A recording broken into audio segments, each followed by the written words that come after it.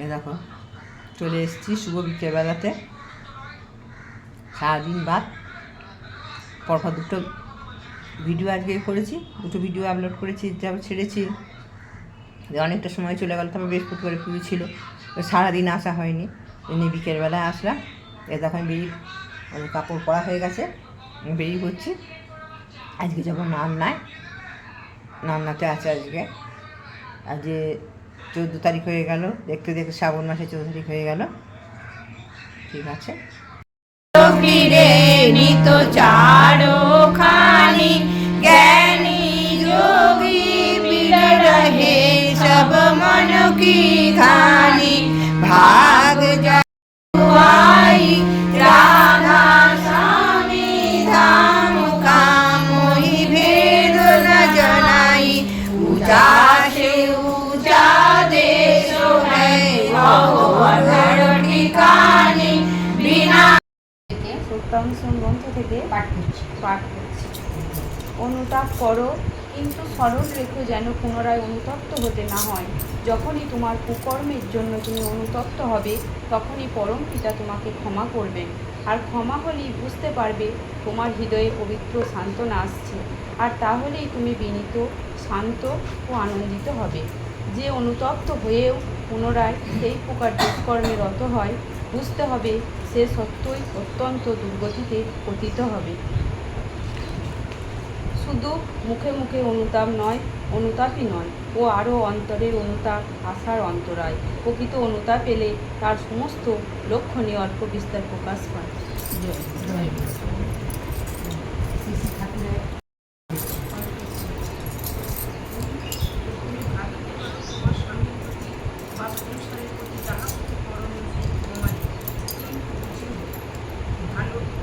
ভালো পাইতে হইলে ভালো করিতে হয়, তাহা তোমার বেলায় যেমন অন্যের বেলাতেও তেমন। তুমি যদি অন্যের মঙ্গলে যাহা কিছু করণীয় পাওয়ার আশা না রাখিয়া যতটুকু সম্ভব উদ্বেগ শূন্যভাবে করিয়া যাইতে পারো, দেখিবে পাওয়ার জন্য তোমার আর আকুপাকু করিতে হইবে না।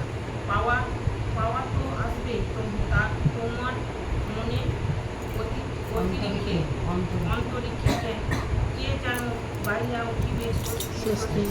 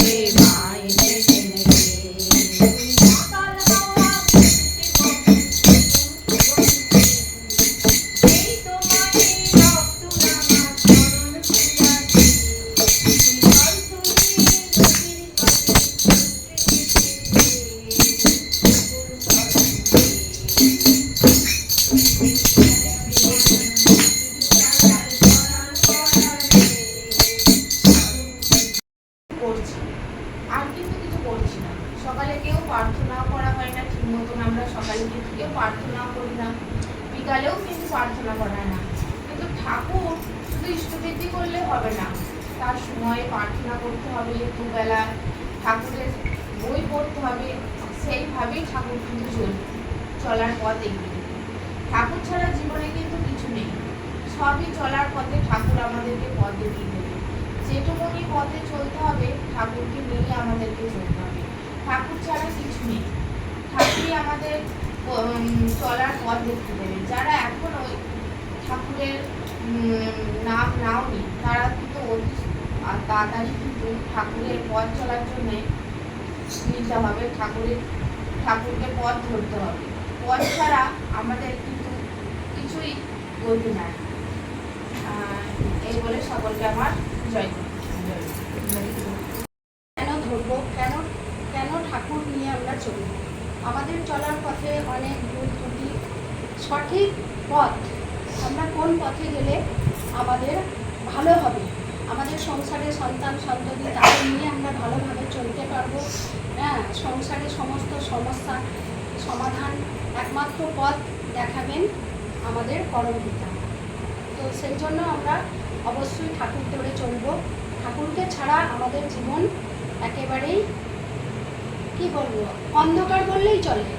আমরা পৃথিবীতে যখন এসছি সকলেই আমরা খেতেও পারবো, পড়তেও পারবো, তার জন্য ভগবান আমাদের খাবার জোগাড় করে রেখেই আমাদের পৃথিবীতে পাঠিয়েছে। কিন্তু এখানে এটাই তো সব সমস্যার সমাধান নয়।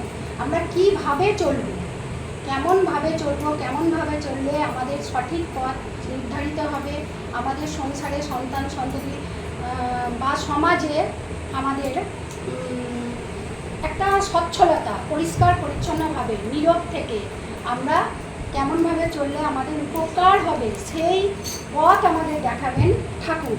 সেই জন্য আমরা ঠাকুর ধরে চলব। ঠাকুর ছাড়া আমাদের কোনো গতি নাই।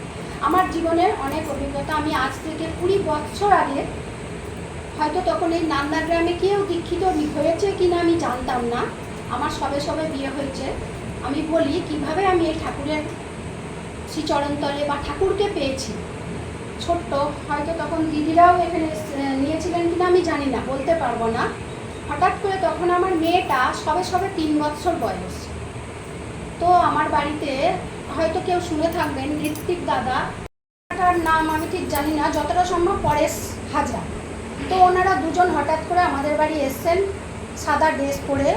আমি কিছুই জানি না, ঠাকুর সম্বন্ধে জানতাম যে ঠাকুর অনুকূল চন্দ্র, ওনার দীক্ষা নিলে খুব কঠিন চলা, খুব মানে কি বলবো, এই ধারণা মনের মধ্যে ছিল যে ওনার দীক্ষিত হওয়া মানে বাবা বিশাল মানে একটা কঠিন মানে সমস্যার মধ্যে দিয়ে যাওয়া, ওনার টালনি এগুলো ঠিকঠাক করা যায় না। তো যাই হোক, ছোটো করে বলি, তো ওই ঋত্বিক দাদা উনি আমাদের বাড়ি এসেছিলেন।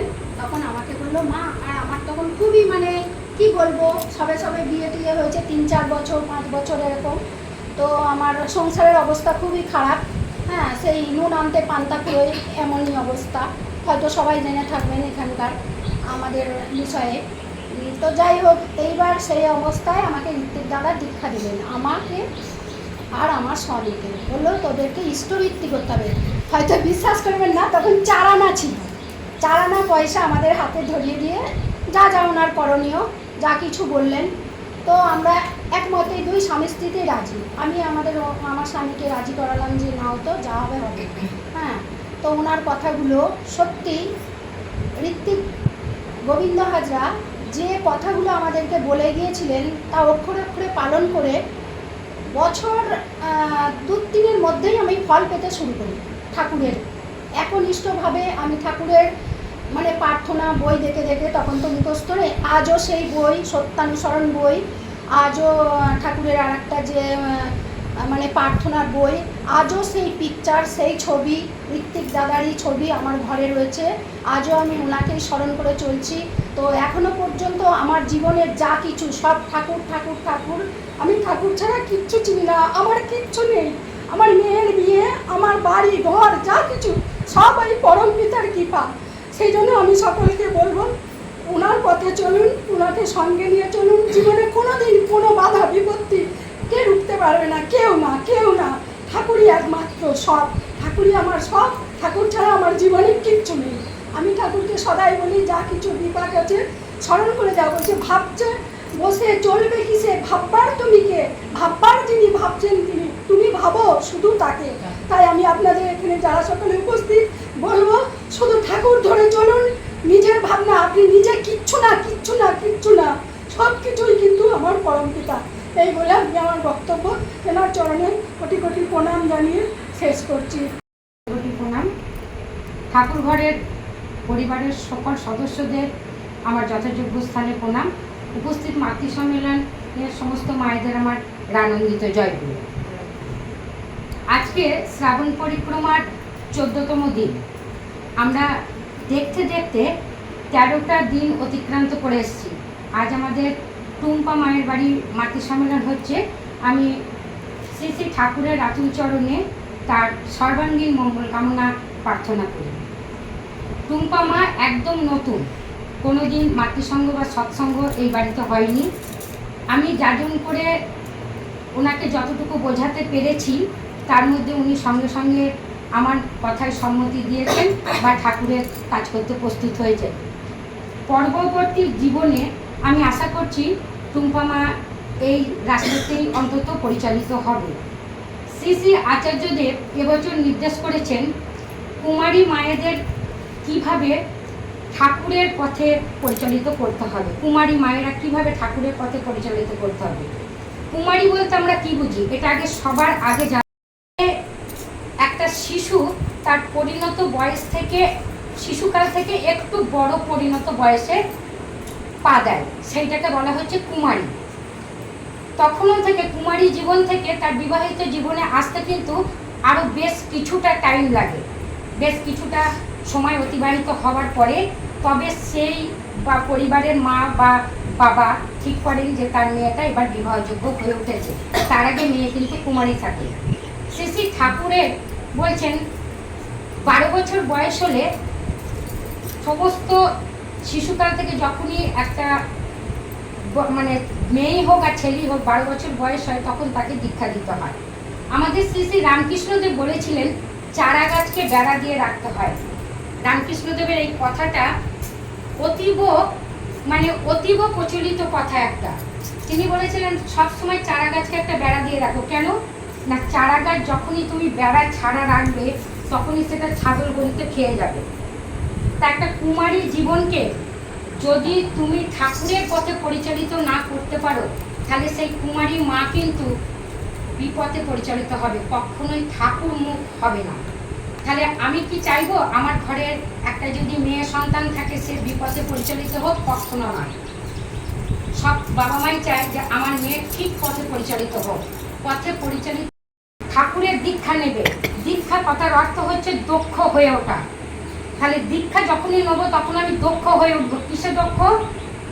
ঠাকুরের পথ নিয়ে দক্ষতা। কোনো সাংসারিক জীবনই বলো, সামাজিক পথই বলো, রাস্তা চলাই বলো, পরিবেশ পরিকল্পনাই বলো, পড়াশোনাই বলো, যে কোনো দিক থেকে তুমি যখন দীক্ষা নেবে তখন সেটা একটা সঠিক পথে পরিচালিত হবে। শুধু ঠাকুরের কাজ সকালবেলা ইষ্টভীতি করলাম, সকালে বিনীত প্রার্থনা করলাম, সন্ধ্যায় বিনীত প্রার্থনা করলাম, এগুলো তো অবশ্যই আছে। কিন্তু ঠাকুরের যখন আমি ঠাকুরের দীক্ষা নিয়ে থাকবো তখন প্রত্যেকটা পদক্ষেপ পা এগুলোর সঙ্গে সঙ্গে প্রত্যেকটা পদক্ষেপে আমাকে ঠাকুর স্মরণ করিয়ে দেবে যে আমি ঠিক কোন পথে চলছি। সেই জায়গায় দাঁড়িয়ে একটা কুমারী মেয়েকে যদি দীক্ষা দেওয়া হয়ে যায় তার 12 বছর বয়সে, আমার যতদূর মনে হয় সেই মেয়েটা চট করে বিমুখ পথ হবে না, হতে পারে না জিনিসটা। সে ঠাকুরের যদি তার বাবা মা সকালবেলা উঠে ইষ্টবৃত্তি করায়, বিনীত প্রার্থনায় বসায়, বা সন্ধ্যে বিনীত প্রার্থনায় বসায়, বা ঠাকুরের যেখানে কোথাও মাতৃ সম্মেলন হচ্ছে, সৎসঙ্গ হচ্ছে, সঙ্গে করে নিয়ে যায়, সেই মেয়েটা কিন্তু সেটাতেই অভ্যস্ত হবে। তাই এবছর আচার্যদেব যে নির্দেশটা করেছেন, সত্যি আচার্যদেব তো আমাদের জীবন্ত দেবতা, দেওঘরে বসে রয়েছেন। তিনি যে নির্দেশটা করেছেন একজন কুমারী মাকে গড়ে তোলার জন্য, এটা অপূর্ব সুন্দর। আমি তো মনের দিক থেকে এই ব্যাপারটাই খুব একটা শান্তি পাই যে একটা কুমারী মাকে নিয়ে আচার্যদেব সবসময় আলোচনা করতে বলেছেন এবছর। তার মানে আমরা যদি মাতৃ সম্মেলনে 30 দিন আমরা যদি কোনো কুমারী মাকে যাজন করতে থাকি, সেই মাটা কি সঠিক পথে আসবে না? নিশ্চয়ই আসবে, অবশ্যই আসবে। বা তার বাবা মাও যদি দীক্ষিত একটা বাবা মা থাকবে, সেই বাবা মাটা বারবার একটা কথাই শুনতে শুনতে সে তার মেয়েটাকে ঠিক সেরকম ঠাকুরের পথেতেই পরিচালিত করবে। তাহলে এই যে ঠাকুরের পথে পরিচালিত হচ্ছে একটা মেয়ে, তারপরে সে যখন বিবাহযোগ্য হয়ে উঠছে, তার যখন বিবাহ হচ্ছে, সে যখন একটা অন্য পরিবেশে যাচ্ছে। একটা মেয়ে তার বাবা মায়ের কাছে থাকলে একরকম পরিবেশে থাকে, শ্বশুর বাড়ি গেলে আর এক রকম পরিবেশ তৈরি করতে হয়। বাবা মা তখন কি শেখায় না, ওইটাই তোমার আসল বাড়ি, ওইগুলোই তোমার আপন লোক। এইটা সবসময় বাবা মায়েরা শেখায় তার মেয়েদেরকে, ওইটাই তোমার আসল বাড়ি, ওইটাই তোমার বাবা মা। তাহলে সেই বাড়িতে গিয়ে সে যদি দীক্ষিত হয়ে থাকে তাহলে সে তার সেই থেকে বাবা মা বলেও সম্মান শ্রদ্ধা করবে, বা সেই বাড়ির লোকেদেরকে সেই মেয়েটাই যাজন করতে পারবে যে আমি সকালে প্রত্যেকদিন আমার বাবা মায়ের সাথে প্রার্থনা করতাম, সন্ধ্যে প্রার্থনা করতাম, আমি ইষ্টবিধি করতাম। তাহলে সেই পারিবারিক আলোচনার মধ্যে যখনই আসবে তখনই সেই সংসারটা কি বিপথে যাবে? কোনোদিন যাবে না, সেই সংসারটা ভালো পথেই থাকবে। আমি এইটুকু বলে আবার এই বাড়ির একবার মঙ্গল প্রার্থনা করব। সবাইকে আনন্দিত জয় গুরু জয় জয় গুরু জয় গুরু।